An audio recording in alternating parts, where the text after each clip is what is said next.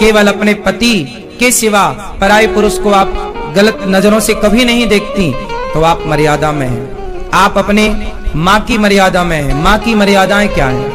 किस तरह बच्चे को पाल पोस कर उसे संस्कारी बनाना है, ये मर्यादा है।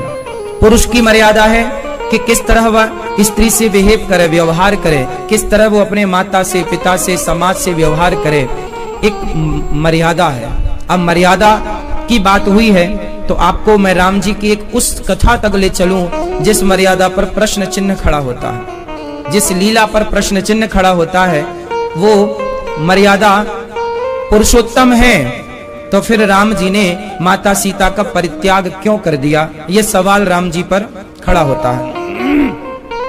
राम जी पर प्रश्न चिन्ह लगता है कि राम इतने बड़े मर्यादा पुरुषोत्तम थे हैं, तो फिर उन्होंने माता सीता का परित्याग क्यों किया। आज आप लोगों से एक छोटा सवाल मेरा, राम जी ने सीता माँ का परित्याग कर दिया, सही किया राम जी ने या गलत किया? आप सही था या गलत? सिर्फ हाँ या ना में, सही था गलत था? आप सही या गलत? गलत। राम जी ने सीता माँ को वनवास भेज दिया, सही था या गलत था? हाँ, गलत था। तो आपके हिसाब से वनवास नहीं भेजना था, ठीक है। आप बताओ, सीता माँ को वनवास भेज दिया राम जी ने, सही किया गलत किया? गलत किया। आप बताओ, गलत किया। आप बताओ, हाँ, पति की ओर से गलत, राम जी ने गलत किया मतलब? आप बताओ, गलत। ये सप्तऋषि बोलेंगे सही गलत। राम जी ने सीता माँ को वनवास भेजा, सही किया गलत किया? हाँ, सही किया। आप बताओ, गलत किया? गलत। आप बताओ, बोलो, सही किया? आप बताओ,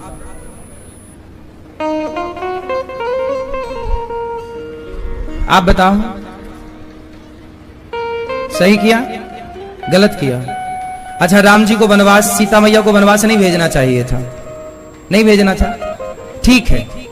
जरा विचार करो कि राम जी ने सीता मां को वनवास ना भेजा होता तो समाज क्या कह रहा था कि रावण के यहां रहकर आई हैं, ये शुद्ध हैं कि अशुद्ध हैं, पवित्र हैं कि अपवित्र हैं। उनके चरित्र पर उंगली उठ रही थी। यदि वनवास ना भेजते तो क्या चरित्र का दाग लगाकर सीता मां को राम जी रख सकते थे? ये सही था? चलो, राम जी वनवास नहीं भेजते सीता मां को, तो समाज जो कह रही थी, समाज का मुंह कैसे बंद करते हैं? अब आप कहेंगे कि समाज को कहने देते। यही तो मर्यादा पुरुषोत्तम है। परिवार को लेकर चलने वाला राजा चाहिए कि समाज को लेकर चलने वाला राजा चाहिए? तो राम जी कौन थे उस समय? राम जी कौन थे? राजा थे। और राजा यदि परिवार को लेकर चलता तो आप ही बताइए, परिवार को लेकर चलने वाला राजा और राष्ट्र को लेकर चलने वाला, समाज को लेकर चलने वाला राजा, आप किस राजा की कल्पना करते हैं, कामना करते हैं? इसलिए श्रेष्ठ राजा कौन है? जो परिवार की सुने या प्रजा की सुने? अब प्रजा कह रही है कि हमें सीता स्वीकार नहीं है, तो राम को क्या करना था? राम सफाई देते कि जी मैंने तो परीक्षा ली है, तो लोग कहते आपने ली है, हमारे सामने हमने थोड़ी देखा,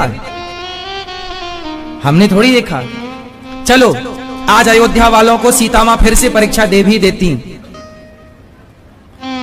तो जो उस परीक्षा में आते वो तो बोल देते अच्छा पवित्र है, फिर दूसरा बोलता हमने थोड़ी देखा, भाई हमारे सामने भी दो। तो रोज सीता मां को अग्नि में खड़ा होना पड़ता, बोले हम तो कल थे ही नहीं, हमने थोड़ी देखा, हमारे सामने दो। हाँ या ना? ये इस पहलू पर कभी आपने विचार किया? इसलिए विचार करना सीखिए। हर पहलू आपके सामने इतने जटिल प्रश्न हैं, विचार करिए, चिंतन करिए, बिस्तर पे पड़े पड़े क्या सही है क्या गलत है। राम की जगह अपने को रख, राम को हटाइए और राम की जगह अपने को रख कर देखिए कि आप होते तो क्या करते। सीता की जगह आप स्त्रियां अपने को रख कर देखिए, आप होती सीता मां की जगह तो आप क्या करती। राम राजा है और राजा का धर्म है प्रजा की सुनना। अच्छा, क्या राम को सीता पर संदेह था? उत्तर, यदि संदेह होता तो जिस दिन लंका से आई थी उसी दिन राम जी सीता माता को वनवास भेजते, उसी दिन न भेजते। संदेह होता फिर उन्होंने अयोध्या जी में क्यों रखा, क्यों माता सीता गर्भवती हुई? इसका मतलब है कि राम जी को माता सीता पर कोई संदेह किसे हुआ? प्रजा को। किसे हुआ? प्रजा को। अब प्रजा की बात ना मानते तो लोग आरोप लगाते कि राजा तो मनमाना है, राजा तो मनमाना काम करता, किसी की सुनता ही नहीं। इसलिए सीता मां से ये वाल्मीकि रामायण में एक बात लिखी है। राम जी और सीता जी एक दिन बैठे थे। सीता मैया राम जी से बोली, आज मैं आपको कुछ बताना चाहती हूं। ये तब की बात है जब आरोप प्रत्यारोप शुरू नहीं हुआ था। कहानी उस धोबी से स्टार्ट हुई थी, तो धोबी के मैटर के पहले की ये बात है। सीता जी राम जी के साथ बैठी थी। सीता मैया बोली, आज मैं आपको कुछ कहना चाहती हूँ। हाँ हाँ सीते कहो, आज मैं आपको खुशखबरी देना चाहती हूँ। क्या? मैं आपसे ये कहना चाहती हूं कि आप मेरे बच्चों के पिता बनने वाले हैं। मैं गर्भवती हूं। पहली बार सीता मां ने राम को जब ये मैसेज दिया कि आप पिता बनने वाले हैं, तो राम जी बहुत प्रसन्न हुए। राम जी ने कहा, सीते तुम मेरे पुत्रों की मां बनने वाली हो, मेरे से कुछ मांग लो, मैं तुम्हें कुछ देना चाहे, जो तुम मांग लोगी मैं दूंगा। सीता मैया बोली, अभी नहीं, पर मैं मांगना चाहूंगी। हाँ हाँ क्या? तो सीता मां ने जो मांगा है वो आपके सुनने योग्य है। सीता मां ने राम जी से बोला कि हे प्रभु, मैं चाहती हूं कि मैं जिन बच्चों को जन्म दूं वो बच्चे अयोध्या में जन्म ना लें। क्यों? क्योंकि यहां ठाट बाट है, सुख सुविधाएं पूरी हैं, कहीं बच्चे बिगड़ ना जाएं। मैं चाहती हूं कि संतों की कुटिया में मेरे बच्चे जन्म लेंगे तो संतों वाले आचरण, संतों वाले लक्षण, संतों वाली शक्तियां इन बच्चों के अंदर आएंगी। इसलिए मैं चाहती हूं कि मेरे बच्चे संतों का आशीर्वाद पाएं और संतों के सानिध्य में इनका लालन पालन, शिक्षा दीक्षा हो। ये बात सीता मां ने पहले ही बोल दिया था। तो राम जी प्लान बना चुके थे कि सीता को मैं महर्षि वाल्मीकि जी के यहाँ भेजूंगा, क्योंकि राम को भी जितनी शक्तियां दी थी वो सारी शक्तियां ऋषि मुनियों ने दी थी। महर्षि वशिष्ठ जी ने और विश्वामित्र जी ने। राम जी को शिक्षा वशिष्ठ जी ने दी, शास्त्रों की शिक्षा वशिष्ठ जी ने और शस्त्रों की शिक्षा विश्वामित्र जी ने। हाँ या ना? राम को शस्त्र और शास्त्र, देखो हमारे हिंदू धर्म में दोनों शिक्षाएं दी जाती थी, शस्त्रों की और दोनों शिक्षाएं। शस्त्र भी आने चाहिए चलाने और शास्त्र भी आने चाहिए। यदि आपको केवल शास्त्र आता है, शस्त्र नहीं आता, तो आप अपाहिज हैं, और आपको केवल शस्त्र आता है, शास्त्र नहीं आता, तो भी आप अपाहिज हैं। पक्षी को उड़ने के लिए दो पंख चाहिए। तो हमारे भारत में, हमारे यहां शिक्षा शास्त्र की और शस्त्र की दो शिक्षा रही है। शास्त्र भी आए और शस्त्र भी, दोनों पंख हैं। जब दोनों आएंगे तब आप उड़ान भरेंगे। इसलिए हमारे यहां जितने पुराने राजा हैं, भगवान राम को शास्त्र भी आते थे और शस्त्र भी आते थे। हाँ या ना? भगवान कृष्ण को शास्त्र भी आते थे और शस्त्र भी आते थे।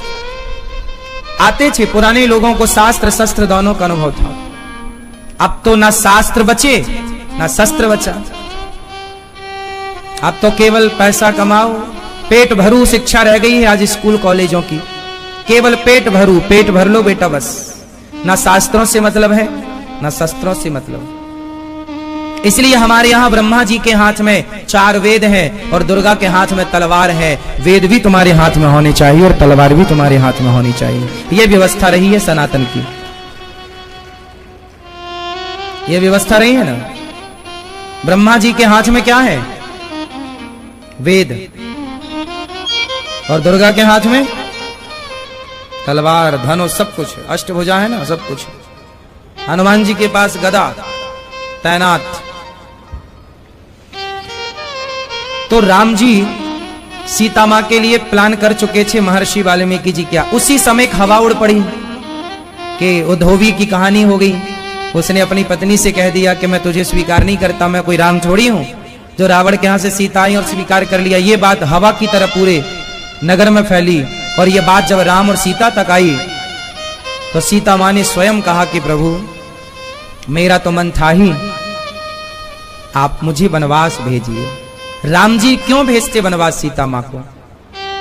अच्छा चलो, राम जी यदि वनवास नहीं भेजते, अच्छा राम जी ऐसा भी तो कर सकते थे ना कि धोबी को मरवा देते।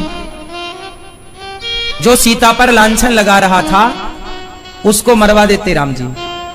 राजा थे, दंड देते, तुमने मेरी पत्नी को गलत कहा, मैं तो देख चुका हूं, अग्नि परीक्षा हो चुकी है, तुमने मेरी पत्नी को गलत कहा, चलो मैं तुम्हें मृत्यु दंड देता हूं। राम राजा थे, प्रजा को दंड कर सकते थे, हाँ या ना?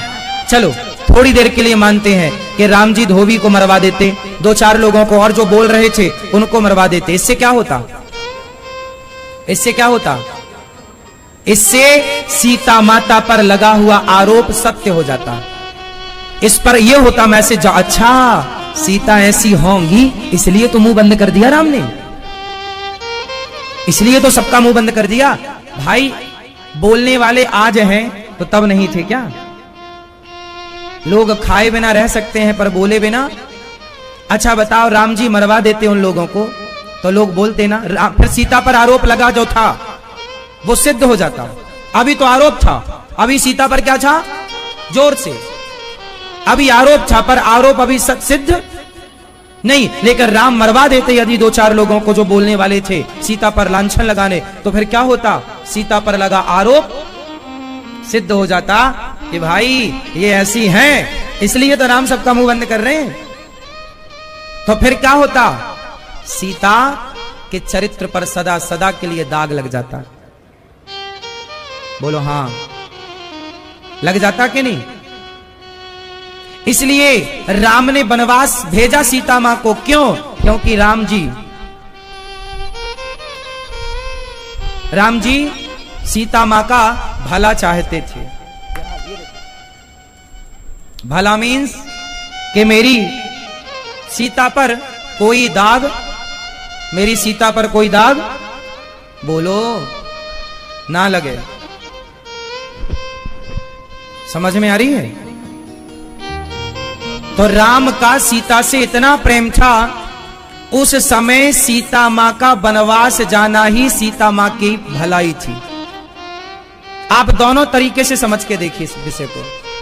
यदि सीता मां वनवास नहीं जाती तो सीता पर आरोप बना रहता, और वो आरोप लंबे टाइम तक रहता, तो जिस पर आरोप लंबे टाइम तक रहता है वो आरोप स्वतः ही सिद्ध हो जाता है, हाँ या ना? और समाज को कैसे समझाते साहब, कितनों को समझाते?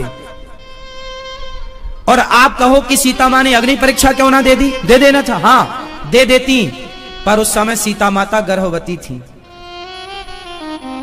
उस समय सीता मां यदि अग्नि परीक्षा देती और माता सीता ने अग्नि परीक्षा देकर सबको प्रमाणित कर देती कि मैं पवित्र हूं, पर मैं ऐसे समाज में अब रहना नहीं चाहती, ये निर्णय लेकर माता सीता जैसे अंत में चली ही गई, चली जाती, तो लव कुश भी साथ में चले जाते कि नहीं? फिर राम का वंश का क्या होता? राम फिर दूसरी शादी थोड़ी करते, राम का वंश समाप्त हो जाता।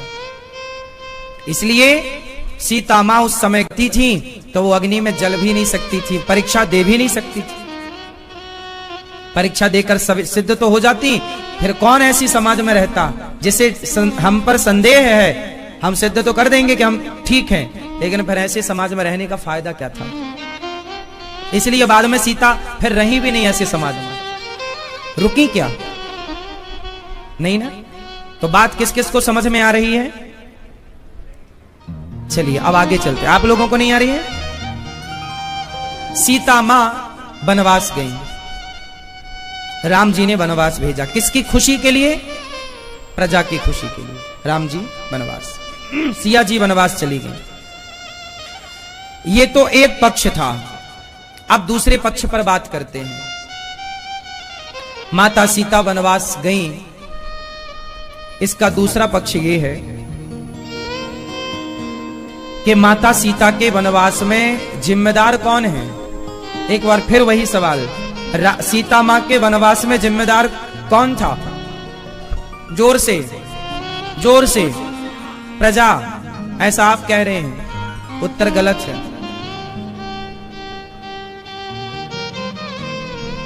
कौन जिम्मेदार है? जीवन में जब दुख आवे, कान खोलकर सुनना मेरी प्रत्येक बात, जीवन में जब दुख आवे तो आरोप किसी पर मत लगाइएगा, क्योंकि हर दुख के जिम्मेदार हम खुद हैं। अब आप ये सवाल करो कि सीता मां पर दुख आया तो सीता मां क्या खुद जिम्मेदार है? हां, क्या जिम्मेदार है सीता मां? क्या गुनाह किया माता सीता ने? हाँ, लक्ष्मण जी का अपमान, लक्ष्मण रेखा पार की, उसका दंड तो सीता मां को लंका जाके मिल चुका था। ये वो अपराध नहीं है,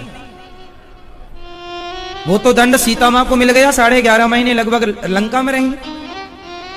सीता मां से बचपन में एक घटना घटी थी, वो घटना थी, पद्म पुराण में इस घटना का उल्लेख है, मैंने पढ़ा है, इसलिए मैं आपको सुना रहा हूं। सीता मां जब छोटी सी थी, बच्ची, तो सीता मां सखियों के साथ बगीचे में गई और वहां पर एक तोती और तोता आए और तोती बढ़िया सी राम कथा सुना रही थी तोते को। सीता मैया बोली, वाह, ये तो बहुत अच्छा, हमारी कथा सुना रही है सीता और राम की। तो सीता मैया ने चुपके से तोती को पकड़ा, सोने के पिंजरे बनवाया, सोने के पिंजरे में डाला, खाने को बढ़िया अनार के दाने दिए, सब चीजें खूब बढ़िया। पर तोती बोली, बहन मुझे छोड़ दो, मैं इस पिंजरे में रह ना पाऊंगी।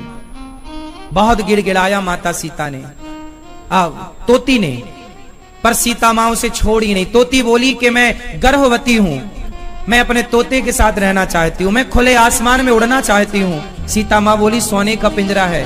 बोले, नहीं, मुझे सोने के पिंजरा नहीं चाहिए। पक्षी को आप सोने का पिंजरा ही बनवाओ, पर बंधन तो बंधन है।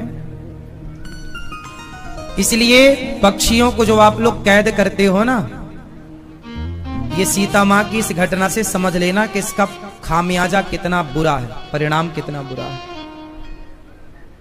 तुम किसी की आजादी छीन लेते हो, कुछ लोग तो पंख काट देते हैं पक्षियों के।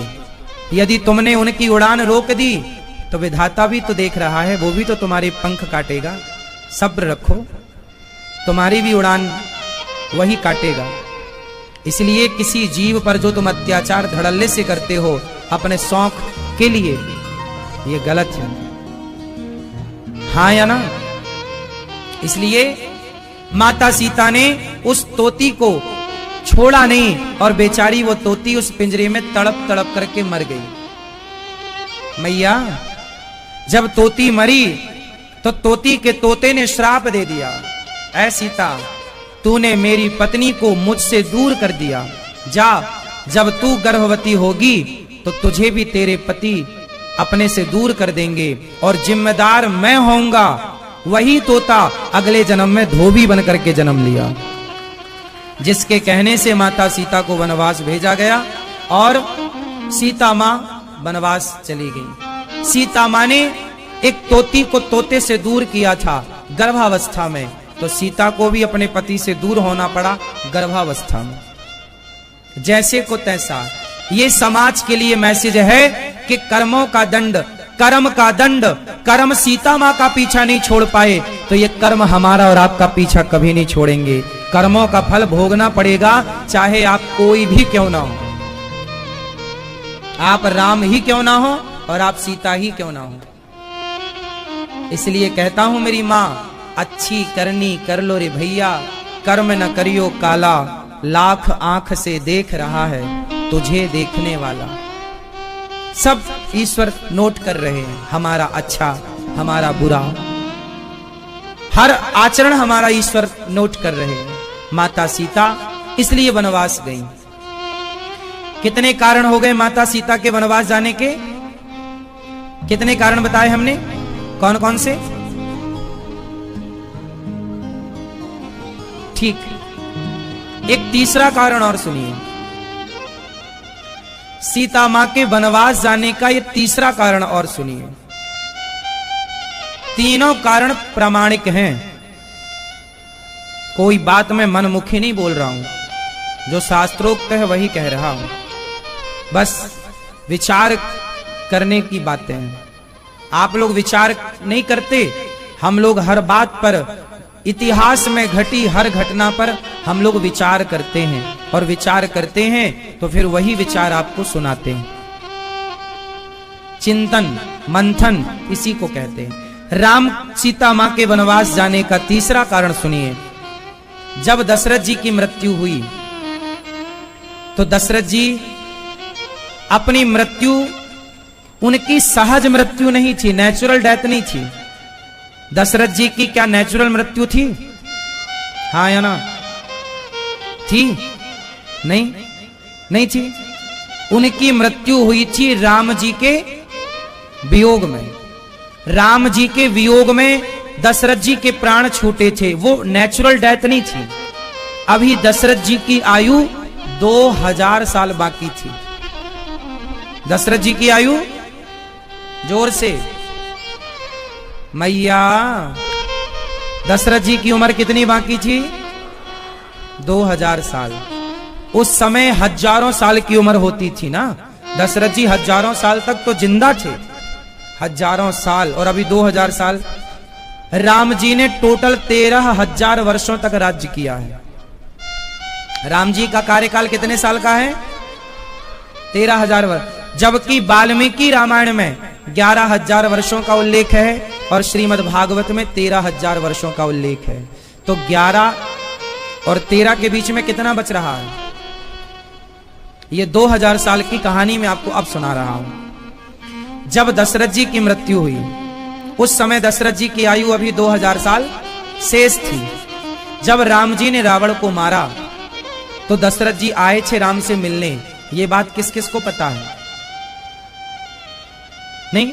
लंका कांड पढ़िएगा, सब कुछ लिखा है ऑन रिकॉर्ड। जब रावण मरा तो दशरथ जी आए, वाह राम, तुमने एक पुत्र का धर्म निभाया, सत्य नहीं छोड़ा, बेटा मैं प्रसन्न हूं, मैं तुम्हें कुछ देने आया हूं। क्या पिताजी? बेटा जाओ, मेरी बची हुई उम्र तुम्हें लग जाए, मैं अपनी आयु तुम्हें देना चाहता हूं।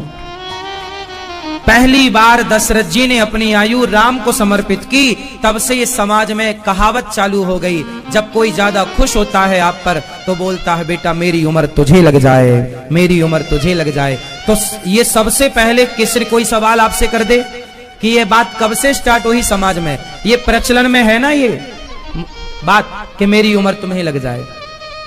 माँ बोलती है बेटे से मेरी उम्र तुझे लग जाए, बूढ़े लोग बोलते हैं मेरी उम्र तुम्हें लग जाए, तुम्हारी नानी, तुम्हारी दादी, तुम्हारे अपने जो तुमसे बहुत प्यार करने वाले होंगे वही ये बात बोलेंगे। ये बात सब बोल भी नहीं सकते, हाँ या ना? है ना? मेरी उम्र बोलो ना मेरी माँ। आपको किसी ने बोला? किसने? समधन ने? सास ने बोला सर? और आपको बोला है? तो सबसे पहले किसने किसको उम्र दी थी?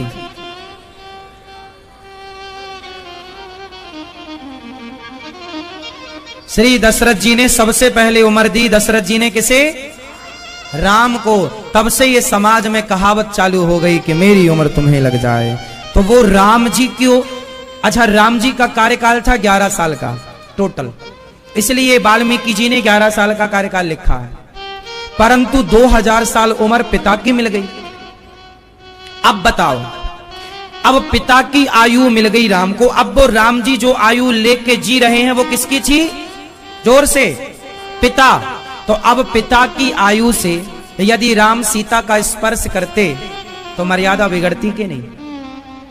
इसलिए सीता मैया जब वनवास गई हैं उस समय राम जी के 11,000 वर्ष का कार्यकाल पूरा हो चुका था। वो दशरथ जी की आयु स्टार्ट हो गई, इसलिए अब सीता को स्पर्श करना मर्यादा के खिलाफ है, क्योंकि पिता की आयु मतलब पिता ही आ गए राम में। अब उस उम्र से पत्नी, अब दशरथ जी और सीता का रिश्ता ससुर और बहू का है। अब उस रिश्ते को यदि स्पर्श किया जाएगा तो मर्यादा भंग होगी। इसलिए राम जी ने कहा कि मेरी आयु जब तक थी तो सीता मेरे साथ, अब मैं पिता की दी हुई आयु, पिता का दिया हुआ वचन पूरा कर रहा हूं, इसलिए सीता तुम वनवास चली जाओ। इसलिए सीता मैया वनवास गई और वहां वनवास में सीता मां लगभग 8 से 9 वर्ष रही, 7 से 9 के बीच मान लो। फिर इसके बाद सीता मैया आई, लवकुश का जन्म हुआ, लवकुश को पढ़ाया लिखाया, राम कथा सुनाए। लवकुश ने भरी सभा में कहा कि राम जी से मैं आपका पुत्र हूं। राम जी ने कहा अच्छा आप मेरे पुत्र हो, इसका क्या प्रमाण है? सीता मां को वाल्मीकि जी लेकर आए। सीता मां ने भरी सभा में कहा हे प्रभु, यदि ये लवकुश आपके पुत्र हैं तो हे पृथ्वी मां मुझे स्थान दे दो। हे पृथ्वी मां, यदि सीता पवित्र है अग्नि की तरह, गंगा की तरह, तो हे मां मुझे अपनी गोद में ले लो। ये समाज ने, ये प्रजा ने जो मुझ पर आरोप लगाए, यदि इनका आरोप गलत है तो हे पृथ्वी मां मुझे अपनी गोद में स्थान दो। मैं रावण के यहां रही तो सही, परंतु अहरनिश राम का चिंतन किया। एक क्षण के लिए मैं राम को भुला ना पाई। यदि मैं पवित्र हूं तो हे मां मुझे गोद में ले लो। पृथ्वी फटी, पृथ्वी मां प्रकट हुई और सीता मां बैठ गई और अपनी लीला पूरी करके सीता मां भगवत धाम को चली गई। सीता मां ने अब दिया अपनी पवित्रता का प्रमाण, क्योंकि अब जाना था। पहले ही चली जाती तो लवकुश चले जाते, इसलिए लवकुश छोड़कर, लवकुश पिता को पुत्र सौंप कर, और फिर सीता मां ने एक पत्नी कर्तव्य पूरा किया, पत्नी का धर्म निभाया। इसलिए सीता मां का वनवास हुआ। इतने सारे कारण थे, चूंकि आप ये तीनों कारण नहीं जानते थे इसलिए आप राम को दोषी ठहराते थे। चूंकि डीप पर आप कभी गहराई पर विषयों पर उतरते नहीं, चीजों को समझते नहीं, उस पहलू को देखते नहीं, आप एक पक्ष देखते हैं, दूसरे पक्ष पर कभी विचार तक नहीं करते। इसलिए आपको एक पक्ष तो सही लगता है पर दूसरा पक्ष आपको गलत लगता है। आज भी समाज में राम पर प्रश्न खड़े किए जाते हैं कि राम ने सीता को वनवास क्यों भेजा। ये वही लोग प्रश्न खड़ा करते हैं जो सत्संग नहीं करते, जो पढ़ते लिखते नहीं है शास्त्रों को। ठीक से पढ़ेंगे तो अपने आप चीजें क्लियर हो जाएंगी। इसलिए शास्त्रों को पढ़ना चाहिए, शास्त्र जरूर पढ़ो, रामचरितमानस पढ़ो, भगवत गीता पढ़ो, वाल्मीकि रामायण पढ़ो। पढ़ना लिखना जरूरी है। अपने धर्म ग्रंथ को, अपने भगवान को जानना जरूरी है। बोलिए सियावर रामचंद्र की जय। किस किस को बात समझ में आ गई? अब बताइए, सीता मां के वनवास जाने में राम ने सीता मां को वनवास भेजकर सही किया या गलत किया? हाँ, कौन दोषी है? अब पूरी बात समझ गए। अब बताओ दोषी कौन है, कौन दोषी है?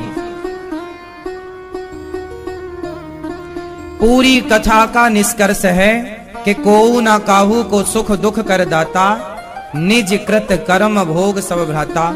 इस संसार में हम जो भी पा रहे हैं, अच्छा या बुरा, वो हमारे ही कर्मों का फल है। इसलिए आप अच्छा करेंगे आपको अच्छा, आप बुरा करेंगे आपको बुरा। आपका कर्म आपका पीछा नहीं छोड़ेगा।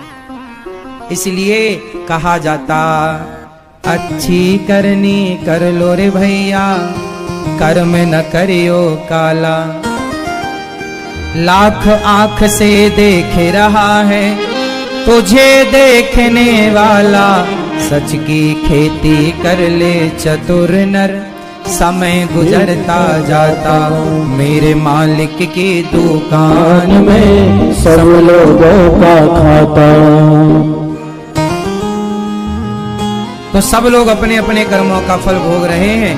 राम जी वनवास चले, राम जी की दिव्य लीला, बहुत सारी कथाएं हैं, आगे चलते हैं। पार वही होते हैं। अच्छा, राम नाम के पत्थर पानी में डूब गए कि तर गए? और राम जी ने खुद एक पत्थर छोड़ा तो वो डूब गया। अच्छा बताओ, राम नाम के पत्थर तो तैर गए, पर राम जी ने एक पत्थर फेंका था समुद्र में कि मैं भी तो जरा छोड़ कर देखूं कि मेरा वाला डूबता है कि तैरता। तो राम जी ने छोड़ा था पत्थर, वो डूब गया। चलो बताओ, बंदर भालुओं ने जिस पत्थर को छोड़ा वो तर गए, और राम ने जिसे छोड़ा वो डूब क्यों गया? आप बताओ।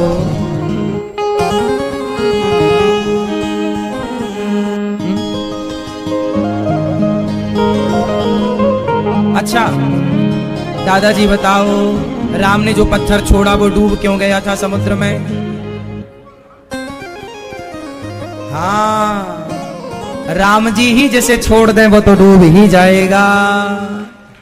तो पार होगा वही।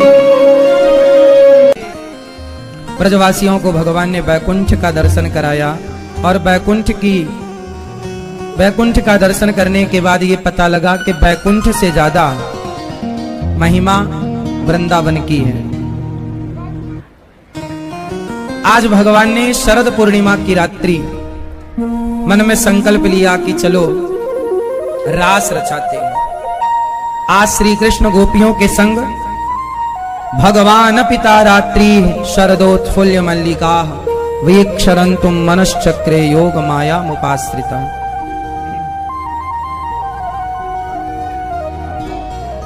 भगवान पिता रात्रि शरदोत्फुल्य मल्लिका वीक्षरन्तुम मनश्चक्रे योग माया मुपाश्रितः।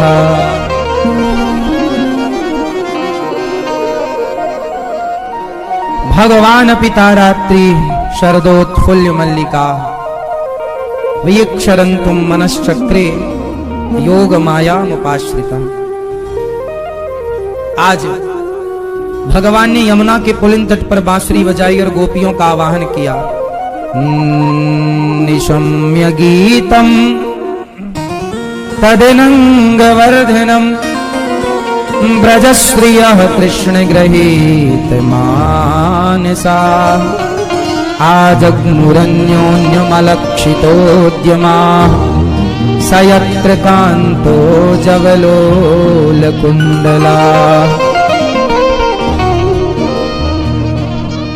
निशम्य गीतम, आज भगवान ने सुंदर सा गीत गाया और गोपियों को बुलाया। सारी गोपियां अपने काम में बिजी थी। सारी गोपियां जब आई, भगवान ने गोपियां काम धाम छोड़कर दोहन्त्यो भी अयुं काश्चित दोहम हित्वा समुत्सुका। सारी गोपियां जब आई, काम धाम छोड़ छोड़कर सारी गोपियां दौड़ पड़ी। कृष्ण पुकार रहे, गाय दौड़ रही थी गोपियां। कृष्ण ने बुलाया, आई। आज भगवान क्या रचाने जा रहे हैं? मैया, पंचायत हो गई, थोड़ी और कर लो।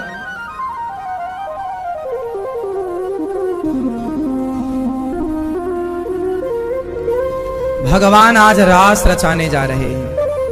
क्या रचाने जा रहे हैं? कब रचाया भगवान ने रास? शरद पूर्णिमा को। इसलिए बिहारी जी के हाथ में केवल शरद पूर्णिमा के हाथ उस तिथि पर ही बांसुरी हाथ में आती है, क्योंकि भगवान ने भक्तों के लिए बांसुरी एक ही बार बजाई, शरद पूर्णिमा की रात। इसलिए एक बार ही बांसुरी कन्हैया लेते हैं बिहारी जी। बाकी समय बांसुरी भगवान अपने आनंद के लिए बजाया करते थे, गायों के लिए बजाया करते थे, देवी देवताओं के लिए बजाया करते थे। एक बार ही हम जीव मात्र के लिए बांसुरी बजाई गई है, और वो है शरद पूर्णिमा की रात्रि। और बांसुरी बजी, कौन थे बांसुरी के रूप में? साक्षात भगवान शिव। बांसुरी बजाई, सारी गोपियां जब बांसुरी की तान सुनती हैं तो घर में उनके कदम रुके नहीं, दौड़ पड़ी। भगवान ने जिन जिन को बुलाना चाहा वो आ गई सारी सखियां। भगवान के धाम में, भगवान की कथा में, भगवान में वही लोग आते हैं भगवान की ओर जिन्हें भगवान बुलाते हैं। बिहारी जी की महफिल को बिहारी जी सजाते हैं, और कथा सुनने वही आते हैं जिन्हें बिहारी जी बुलाते हैं। तो आप सबको बिहारी जी ने बुलाया, सारी गोपियां दौड़ पड़ी, क्या क्या छोड़कर? दोहंत्यो भी अयुः काश्चित दोहम हित्वा, सारा काम धाम समुत्सुका, सारा काम गोपियों ने छोड़ा। गाय दोहना, लिम्पंत्या, आंगन को लीपना, आंखों में काजल लगाना,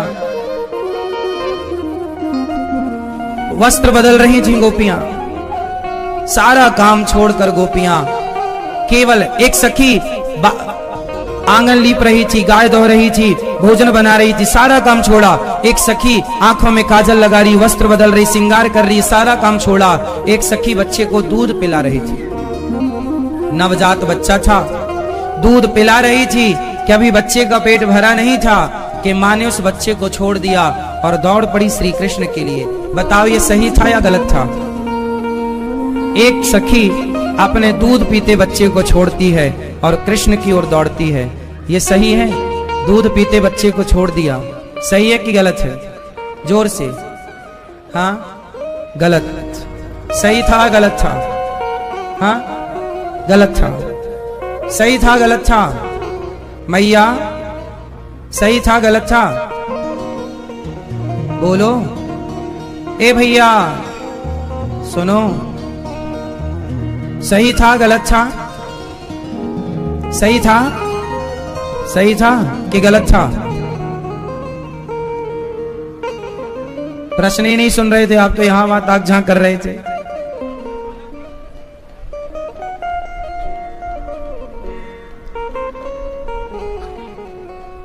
कथा सुनने ही आए हो ना, तो सुनो ना।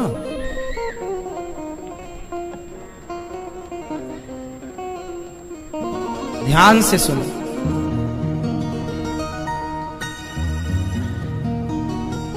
गोपियों ने अपने दूध पीते बच्चे को छोड़ दिया और कृष्ण की ओर दौड़ पड़ी। बताओ ये सही था दूध पीते हुए बच्चे को छोड़ना? हाँ सही था गलत था? जोर से। बहुत लोग कह रहे हैं गलत है। बच्चे को ना छोड़ें, कृष्ण छूटे तो छूट जाएं, ये सही है आपके हिसाब से?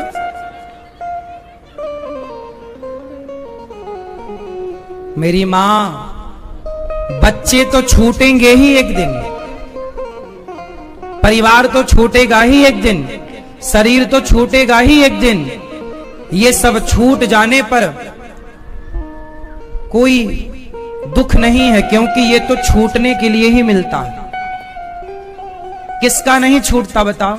तुम्हारे सास ससुर दादा परदादा मर गए, उनके बच्चे छूट गए, परिवार छूट गया, शरीर छूटे, सब छूटे ही तो, सब छूटा कि नहीं? तुम्हारा हमारा सबका तो छूटेगा। पर धन्य है गोपियां जो सब छूटेगा उससे पहले छोड़ दिया। किसके लिए? श्री कृष्ण के लिए, भगवान के लिए सब छोड़ दिया। ये सबसे उत्तम है। भगवान के लिए संसार छोड़ना पड़े तो संसार की कीमत उस परमात्मा के आगे है ही कितनी। लेकिन आप लोगों ने क्या बोला? नहीं, बच्चे को नहीं छोड़ना। यही तुम्हारी दुर्गति का कारण है। परिवार से इतने अटैच हैं आप लोग, इतने बंधे हुए हैं। आपको लगता है कि हमारे बच्चे, हमारा परिवार, हमारा पैसा ही सब कुछ है, इससे आगे भी कुछ है, इससे आगे भी कुछ है, पर आगे का दिखाएं तुम्हें कैसे? तुम देखना चाहो तो दिखाएं भी, पर देखना ही ना चाहो। सुअर को ना सोते हैं, दिन भर रोते हैं, दिन भर रोते हैं राम की याद में। और भरत जी एक दिन कौशल्या मां को श्रुति कीर्ति मिल गई। श्रुति कीर्ति आई और पांव दबाने लग गई अपनी सास के। कौशल्या मां के पास आकर बैठती थी। श्रुति कीर्ति कौन? शत्रुघ्न जी की धर्म पत्नी। एक दिन श्रुति कीर्ति आई और माता कौशल्या के चरण दबाने लग गई। माता कौशल्या लेटी थी। राम के जाने के बाद मां तो बिल्कुल पागलों की तरह थी, किसी को पहचानती भी नहीं थी। हाथ पांव में लगे, ऐसा महसूस हुआ कोई पांव दबा रहा। कौन बेटा, कौन हो तुम? मां, मैं श्रुति की। अच्छा अच्छा आओ। मां ने अपने हृदय से श्रुति कीर्ति को लगाया। बेटा, शत्रुघ्न कहां है? मां, आज 13 वर्ष हो गए, मैंने उन्हें देखा नहीं, मैंने उन्हें देखा नहीं। पत्नी से दूर थे लक्ष्मण जी, पत्नी से दूर थे लक्ष्मण जी, पर शत्रुघ्न जी तो पास में थे। पर पास में होकर भी 14 साल तक पत्नी का दर्शन नहीं किया। केवल उन भरत की सेवा में लगे रहे शत्रुघ्न जी। वो भरत, जो भरत भगवान के लिए रो रहे हैं दिन रात, मेरे राम, मेरे राम, मेरे कारण आपको इतना कष्ट उठाना पड़ा, वनवास में एक नंगे पांव जाना पड़ा, राम राम कहकर भरत जी रोते हैं। तो भरत जी को देख देख करके शत्रुघ्न जी द्वार पर खड़े हैं और केवल भरत को देख रहे हैं। भरत जी हैं भक्त, राम है भगवान। राम का चिंतन भरत जी कर रहे हैं, मतलब भगवान का चिंतन भरत कर रहे हैं, और भरत जैसे भक्तों का चिंतन शत्रुघ्न जी कर रहे हैं। इसलिए भरत से ज्यादा त्याग तपस्या शत्रुघ्न जी की है। शत्रुघ्न जी ने भगवान की भक्ति नहीं की, भगवान के भक्तों की भक्ति की है। इसलिए शास्त्र कहते हैं कि भगवान की भक्ति करने वाला बड़ा नहीं, भक्तों की भक्ति करने वाला बड़ा होता है। इसलिए कहा है, भक्ति भक्त भगवंत गुरु चतुर नाम बपु एक, दासानुदासो भवितास्मि भूयः। इसलिए भगवान के चरण मत पकड़ो, भगवान के भक्तों के चरण पकड़ो। इसलिए भक्तों की महिमा है, भगवान की महिमा नहीं है। यदि भक्त ना होते तो भगवान कहां होते? भगवान से ज्यादा, अरे भक्त तो ऐसे होते हैं, भगवान को कहते ए कन्हैया चल बैठ जा, मैया कहती है बैठ जा, बैठ जाते हैं। खड़ा हो जा, खड़े हो जा, आज तुझे बांधूंगी। जगत के पालनहार भगवान को कौन माई का लाल बांध सकता है? पर मैया यशोदा ऐसी भक्त है कि वो भगवान को बांधती है। गोपियां कहती है नाचो, नाचते हैं। दुनिया को नचाने वाला गोपियों के सारों पर नाच रहा है। क्यों? भक्त का गुलाम है भगवान, भक्तों के वश में है भगवान। हाँ या ना? गोपियों की आज्ञा का पालन, भगवान भक्तों के गुलाम है। इसलिए उन भरत जी ने राम को अपने वश में कर रखा है। अब बताइए, जो भरत जैसा भक्त होगा तो भरत जैसे भक्तों के आगे भगवान बिक नहीं जाएंगे? बोलो। इसलिए भगवान ने शत्रुघ्न जी को हृदय से लगाकर कहा कि तुम श्रेष्ठ हो भैया। इसलिए सबसे पहले राम जी ने सबसे पहले शत्रुघ्न को राजा बनाया है, ना कि भरत को, ना कि लक्ष्मण को। इसलिए राम जी जब राजा बने तो सबसे पहले राम जी ने राजा किसे बनाया? शत्रुघ्न जी को। शत्रुघ्न जी कहां के राजा बने? मथुरा के। मथुरा के राजा सबसे पहले राम जी अयोध्या के राजा बने, और अयोध्या के राजा जब राम बने तो यहां एक राक्षस प्रजा को परेशान करता, तब राम जी ने कहा शत्रुघ्न तुम जाओ, भक्ति तुमने की भक्तों की, इसलिए फल तुम्हें मिलना चाहिए। शत्रुघ्न जी तो बाद में रोए कि मैं आपको छोड़कर, भैया भरत जी को छोड़कर नहीं जा सकता। भगवान ने कहा मेरा आदेश जाओ। गए, आना जाना रहा, पर राम जी ने पहले राजा शत्रुघ्न जी को बनाया। इसलिए भगवान की भक्ति नहीं, इसलिए हमारे यहाँ माता पिता की भक्ति, गुरुजनों की भक्ति, भक्तों की भक्ति। इसलिए तो भक्तों की चरण धूलि उठाकर माथे पर रखने की बात कही जाती है कि जब भक्तों की कृपा होगी तो ही भगवान की कृपा होगी। बिना भक्तों की कृपा के भगवान की कृपा, जिस पर हनुमान जी की कृपा होगी उसी पर तो राम की कृपा। हनुमान जी भक्त हैं, हनुमान जैसे भक्तों को भरत जी ने नीचे गिरा दिया बाण मारकर। भरत जी धन्य हैं। इसलिए गोपियों ने पुत्र का, परिवार का त्याग किया भगवान के लिए। सबको छोड़ देना पर भगवान को ना छोड़ना, यही विशेष धर्म है। ठीक है, विशेषतम धर्म श्री शत्रुघ्न जी का। समझ में आई? तो जो आप लोगों ने बोला ना कि गोपियों ने बच्चे को छोड़ दिया, अच्छा नहीं किया, आप लोग परिभाषा नहीं समझते, उस गहराई को नहीं समझते, उस फ्लो को, उस भाव को। भगवान को आप लोग ना हल्के में लेते हैं। आप लोगों को लगता नहीं हमारा भगवान भले ना मिले पर परिवार सब बना रहे, हम बने रहे। आप लोग सबसे ऊपर परिवार को रखते हैं, सबसे ऊपर व्यापार को रखते हैं ना, सबसे ऊपर भगवान को रखा करो। सबसे ऊपर, अपने से ऊपर, अपने परिवार से ऊपर, अपने बच्चों से ऊपर। बच्चे आपके बच्चों में आपका कितने % शेयर है? आपसे पूछ रहे हैं, आपके बच्चों में आपका कितने % शेयर है? 100%। आपका शेयर कितने % है? हाँ, आपके बच्चों में। हाँ, तो कितने % शेयर है आप लोगों का? 50, 50 आपका, 50 आपकी पत्नी का। 50 मतलब 100, 100 हो गया। आप लोगों का कितने % शेयर है बच्चों में? हाँ या ना? 100। आप बताओ। 25 के 20, 70 आपका % कितना है? शेयर कितना है बच्चों में? हैं बच्चे, क्या शेयर है आपका? 50-50।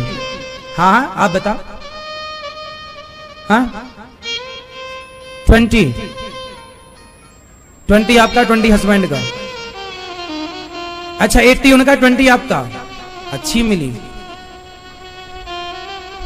80 और 20 100 हो गए। आप बताओ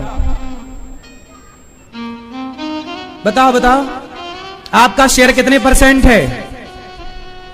हाँ, 80, 30 और बाकी सब पति देवता का। मैया क्या बोलती तू मेरी माँ? आपका कितने % शेयर है? 100। आपका 50, आपका 50 पति का, 100 पीछे। अब देखो, आप लोगों ने अपने बच्चों में सारा शेयर अपना ही रखा, भगवान का कहां है? भूल गए ना, भगवान को भूल गए। आपने सारा शेयर अपना ही रखा, 50 अपना, 50 पति का, 20 अपना, 80 पति का। इसमें ईश्वर का शेयर कहां है? चलो अब हम बता रहे हैं आपको, सुनो भैया, आपके बच्चों में आपका शेयर कितने % है? 100%। अब सुनो, अब बिल्कुल बातचीत ना करना, चुपचाप सुनना। मैया फाइन लगेगा, तुम बहुत बात कर रही हो।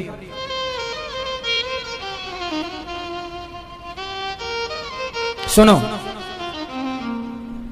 आप लोगों ने बोला कि बच्चों में महाराज जी हमारा ही तो शेयर है, हमारा ही तो % है। अच्छा बताओ, जब तुम्हारे बच्चे पेट में थे तो उनकी आंखें बाप बनाने गया था कि मां? हाथ पांव आंख नाक हड्डियां किसने बनाई? तो बताओ, उसका शेयर नहीं रखा ना आप लोगों ने? अब क्यों झूठ बोल रही हो?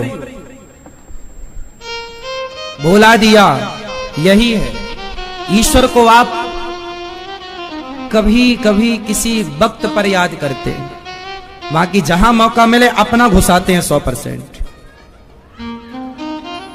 सच्चाई ये नहीं है जो आपने कही, सच्चाई ये है कि केवल पिता का 1% शेयर होता है, मां का 2%, टोटल 3, क्योंकि मां का ज्यादा 2% इसलिए कि गर्भ भी दिया उसने रखने के लिए, और पिता का केवल 1% शेयर कि उसने एक छोटा सा प्रोसेस पूरा किया, स्त्री गर्भवती हो गई, उसके आगे का पूरा काम ना बाप ने किया ना मां ने किया। बताओ किसने किया? एक पानी की बूंद से पूरी बच्चे का निर्माण किसने किया? तुम्हारे बाप दादों ने या कोई साइंटिस्ट ने? किसने किया?